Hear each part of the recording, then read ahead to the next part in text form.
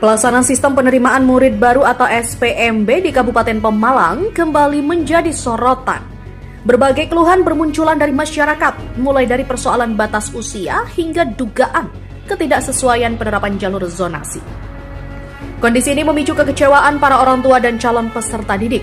Salah satu kasus terjadi di Desa Simpur, Kecamatan Belik. Seorang calon siswa harus mengubur impiannya bersekolah di SMP negeri karena usianya hanya terpaut 2 hari melebihi batas ketentuan. Sementara di SMP Negeri 3 Pemalang, seorang wali murid mempertanyakan hasil seleksi zonasi setelah anaknya yang berdomisili lebih dekat justru tidak diterima. Sedangkan calon siswa lain yang disebut berasal dari lokasi lebih jauh dinyatakan lolos. Menanggapi hal tersebut, Kepala Dinas Pendidikan, Pemuda dan Olahraga Kabupaten Pemalang menegaskan, seluruh proses SPMB telah dilaksanakan sesuai regulasi yang berlaku dan menghimbau masyarakat untuk mematuhi ketentuan yang telah ditetapkan. Ikuti sistem penerimaan siswa baru tahun ini sesuai dengan regulasi panduan yang sudah ditandatangani melalui fakta integritas itu. Ya. Sementara itu, Bupati Pemalang meminta seluruh kepala sekolah mengoptimalkan daya tampung yang masih tersedia agar calon siswa yang belum tertampung dapat memperoleh kesempatan. Tentunya tetap berpedoman pada aturan.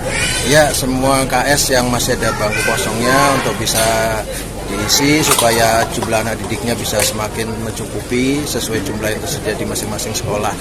Dan bagi warga yang belum bisa mendaftar nanti dimasukkan ke akun di sistem gitu, karena tidak bisa model pakai rekomendasi dan lain, semua ada di sistem dan mudah-mudahan ini semua bisa mengakomodir masyarakat baik melalui zonasi, afirmasi maupun juga melalui metode mutasi ya, pindahan gitu.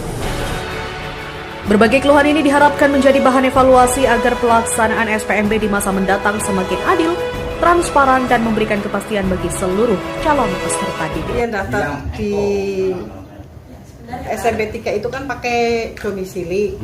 Pakai domisili itu pertama ngeklik sampai dengan ngikutin online SPMB itu sampai dengan di waktu jam 9.30 itu masih ada datanya, masih masuk peringkatnya. Tapi giliran jam 9.35 tersingkir. Waktu 10 menit suruh nyari SMP negeri, nyari kemana mas? Sedangkan ambil motor dari parkiran ke gerbang itu sudah habis 10 menit. Kita lari ke SMP negeri mana? Sedangkan waktu di jam 9.30 panitia menyarankan bertahan bu, di sini pasti gak ada yang daftar lagi. Saya bertahan dong sebagai orang tua memperjuangkan anak. Giliran sudah kayak gitu, saya suruh menghadap kepala sekolah. Saya nemuin kepala sekolah. Sudah nemuin kepala sekolah, suruh nemuin panitia. Sudah nemuin panitia, katanya nunggu nanti daftar ulang tanggal 29, tanggal 30. Kemarin tanggal 29, saya datang ke sekolahan, tunggu tanggal 30 sampai sebelum jam 12. Tadi saya datang dari jam 9, tongkrongin di SMP 3, karena memang ada kendala yang salah, kendala yang nggak benar, yang nggak sesuai SPMB, saya laporkan. Kenapa saya laporkan? Satu perumahan ada yang daftar 4 orang, 1 prestasi. Yang kedua Juan prestasi, nggak keterima. Yang ketiga Lala domisili, anak saya Lubna domisili. Tapi yang Juan prestasi nggak diterima, daftar lagi domisili. Giliran nama maju domisili dia udah ketolak. Tapi ternyata kok ada muncul dia, muncul lagi namanya Juan lagi, kok bisa keterima?